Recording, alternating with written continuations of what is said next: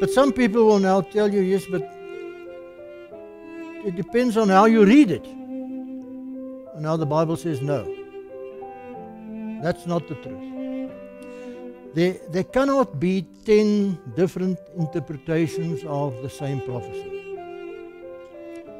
That happens when private interpretation is used instead of Bible interpreting itself.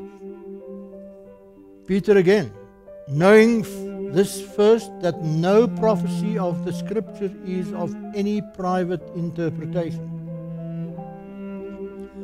For the prophecy came not in old time by the will of man, but holy men of God spoke as they were moved by the Holy Spirit. I cannot stand here and say, I think this is what it means.